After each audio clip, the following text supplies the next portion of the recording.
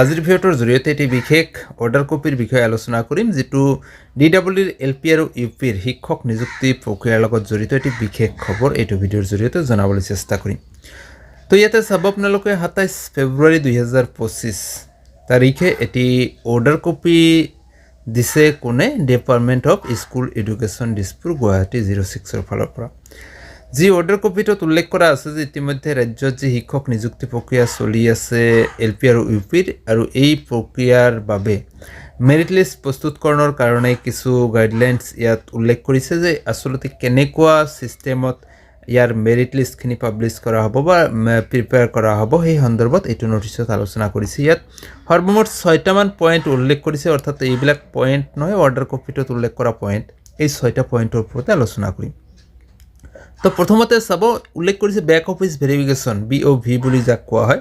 তো ডকুমেণ্ট যিখিনি আপোনালোকে অনলাইনত সাবমিট কৰিছিলে সেইখিনিৰ ওপৰত আপোনালোকৰ বেক অফিচ ভেৰিফিকেশ্যন কৰা হ'ব ইমেইলৰ জৰিয়তে, যিটো ইনষ্টিটিউটত আপোনালোকে আপোনাৰ চাৰ্টিফিকেট বা ডকুমেণ্ট যিটো আপুনি সাবমিট দিছিলে অনলাইন জৰিয়তে সেই ডকুমেণ্টছখনৰ ইনষ্টিটিউটৰ লগত ইমেইলৰ জৰিয়তে এওঁলোকক ভেৰিফাই কৰা হ'ব, যিটো বেক অফিচ ভেৰিফাই চিষ্টেমত কৰা হ'ব।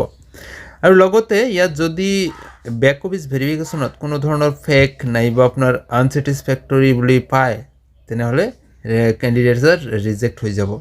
নাইবা বেক অফিচ ভেৰিফিকেশ্যনৰ ৰিচিভৰ পিছত যদি 1 মাহলৈকে ইয়াৰ কোনো ধৰণৰ ভেৰিফিকেশ্যন বা ৰিপৰ্ট নাহে তেনেহ'লে কিন্তু এই প্ৰাৰ্থিত্ব কেঞ্চেল কৰি দিয়া হ'ব।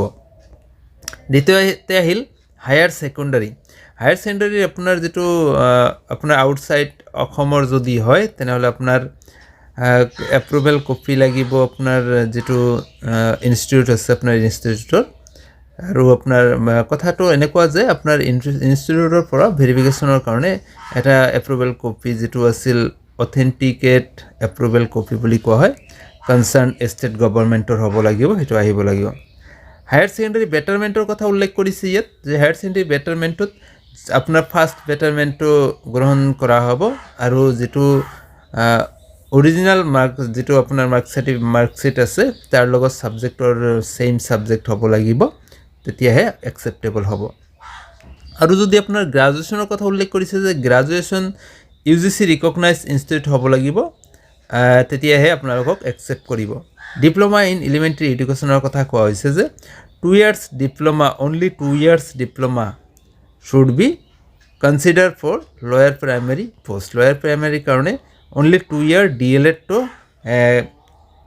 consider কৰা হ'ব, যিটো DLED বা যিটো হোক আপোনাৰ UGC ৰিকগনাইজ আৰু NCT দ্বাৰা এপ্ৰুভেল হ'ব লাগিব। NCT আৰু UGCৰ দ্বাৰা যদি ৰিকগনাইজ কৰা ইনষ্টিটিউটৰ পৰা আপোনাৰ ডিপ্ল'মাটো লোৱা হয় তেনেহ'লে আপোনাৰ নামটো মেৰিট লিষ্টত আহিব যদি আপোনাৰ মেৰিটে কভাৰ কৰে।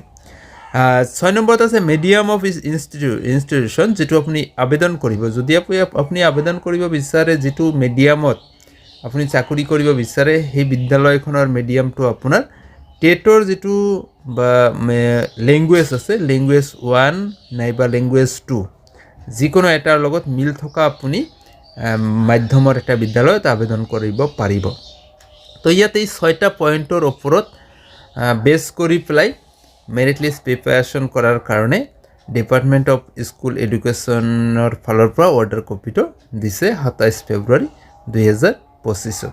তো বন্ধুসকল এইটো বিষয়ত আমি এইটো ভিডিঅ'ত আলোচনা কৰিলোঁ। এই নটিছৰ সন্দৰ্ভত বহুতে জানিব বিচাৰিছিলে, যদি ভাল পায় নিশ্চয়কৈ লাইক কৰিব, যিমান পাৰে বন্ধু বান্ধৱীলৈ শ্বেয়াৰ কৰিবলৈ নাপাহৰিব।